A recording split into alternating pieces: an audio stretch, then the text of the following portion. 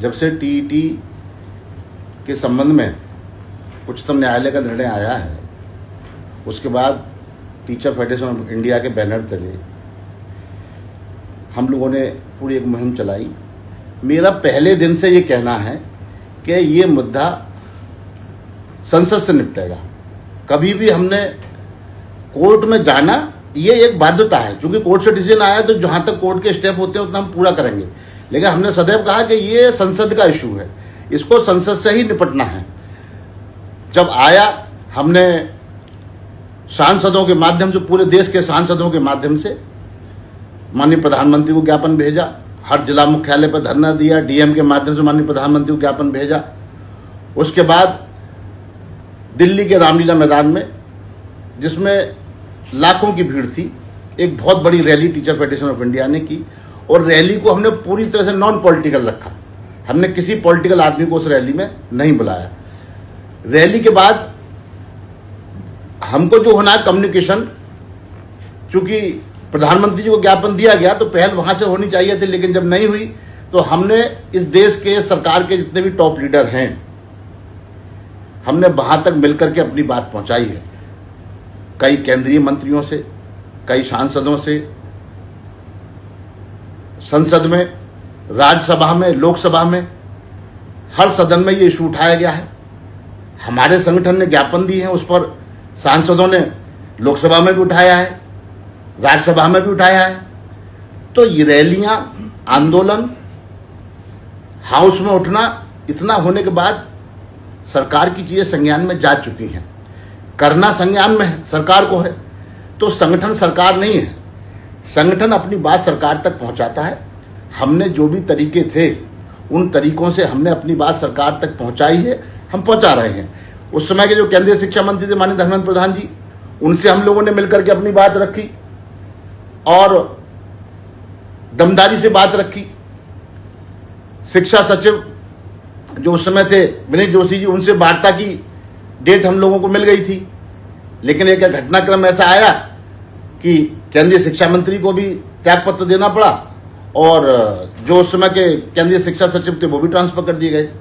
अब नए सिरे से जो केंद्र सरकार के शिक्षा मंत्री प्रहलाद जोशी जी आए हैं, नए शिक्षा सचिव आए हैं। अब हम लोग फिर प्रयासरत हैं कि उनसे अपनी बात रखेंगे।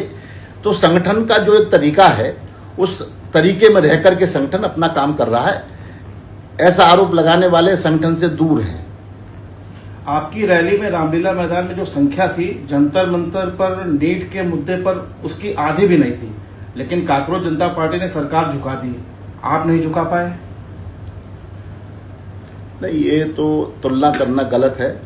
कांग्रेस जनता पार्टी, ये बात ठीक है कि इशू बहुत बड़ा है, लेकिन कांग्रेस जनता पार्टी या उस आंदोलन में जो आंदोलनकारी थे वो सब नौजवान थे, उन पर कोई कर्मचारी संहिता कुछ लागू नहीं होती है, वो स्वतंत्र थे। और हमारी जो रैली थी, ये ठीक है कि रैली लाखों की भीड़ थी, लेकिन शिक्षक, पहली बात तो उन पर आचरण नियमावली भी लागू होती है। दूसरी बात, शिक्षक अपने आप में शिक्षक है, वो क्या आदर्श प्रस्तुत करेगा? क्या वो भी सड़कें जाम करे? क्या वो भी लाठीचार्ज के लिए प्रेरित करे पुलिस को? क्या वो भी गालियां दे? हाँ, ये ठीक है कि ये दुर्भाग्यपूर्ण है कि अब ट्रेंड ऐसा हो गया है कि अगर आपका शांतिपूर्ण आंदोलन कोई होता है तो आप कितनी ही भीड़ जुटाइए, कितनी ही लाखों में बात, अपनी शांतिपूर्ण आंदोलन को सरकारें अब कंसिडर नहीं कर रही हैं। मैं देखता हूं कि जहां पे लाठीचार्ज हो जाता है, जहां पे कोई उग्रता आ जाती है, जहां कोई बलवा हो जाता है, वहां सरकारें तुरंत संज्ञान लेती हैं, वार्ता करती हैं। और हमारे रामलीला, अच्छा इशू देखिए आप, वहां 25 लाख छात्रों का इशू था, बड़ा इशू था उनका भी कि भाई नीट का मामला हुआ था, लेकिन यहाँ 25 लाख शिक्षकों का इशू है जो नौकरी पर हैं।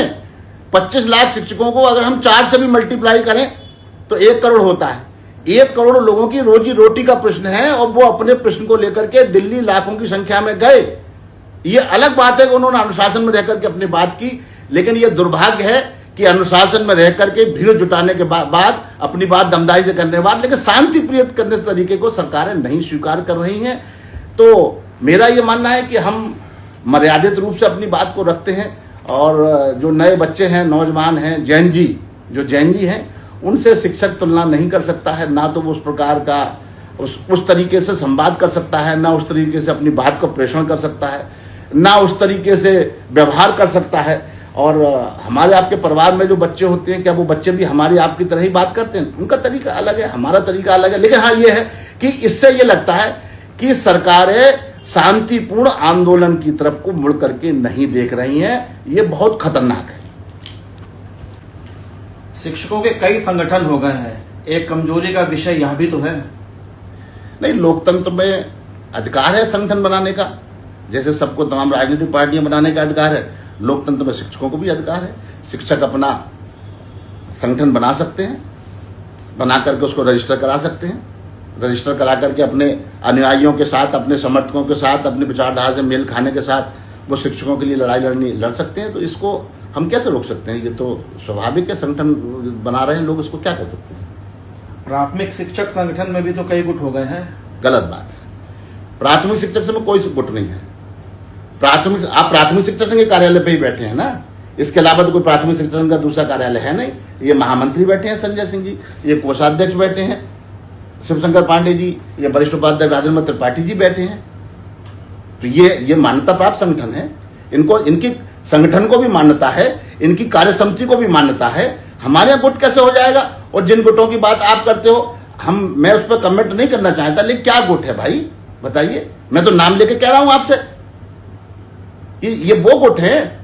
सुशील पांडे, अभिमन्यु तिवारी पर मऊ के जनार्दन सिंह ने 65 लाख के गबन की एफआईआर कराई। और पैरवी किसने की? पैरवी उमाशंकर सिंह आजमगढ़ के हैं, उन्होंने पैरवी की। उसमें चार्जशीट लगी। अभिमन्यु तिवारी, सुशील पांडे इसी लखनऊ की मोहनलालगंज की जेल में एक रात बिताई, आज जमानत पर हैं। चार्जशीट लग गई है, मुकदमा चल रहा है, ट्रायल पर है। आप सुनिए पूरा बात, मैं तो नाम लेके कह रहा हूं। भाई सुशील पांडे जो संगठन का अपराधी है, मैं तो उसमें प्रदेश में नहीं था ना, मैंने एफआईआर कराई है। एफआईआर दूसरे लोगों ने कराई जो मेरे से पहले लोग थे। भाई सुशील पांडे एक जलबीर सिंह यादव नाम के व्यक्ति को महामंत्री बना करके रजिस्ट्रार कार्यालय में दाखिल कर देते हैं कि हम अध्यक्ष महामंत्री हैं।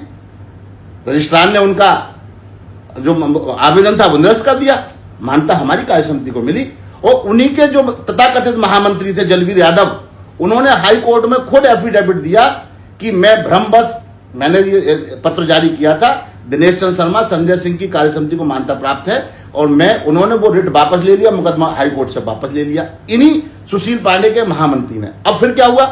यही सुशील पांडे जिनको जेल भजवाने में उमाशंकर सिंह आजमगढ़ वाले, उनकी विशेष भूमिका थी, इन्हीं सुशील पांडे ने फिर एक दूसरा चुनाव दाखिल कर दिया कि सुशील पांडे अध्यक्ष और उमाशंकर सिंह महामंत्री। जो जेल भजवाया और जो जेल गया, एक अध्यक्ष एक महामंत्री।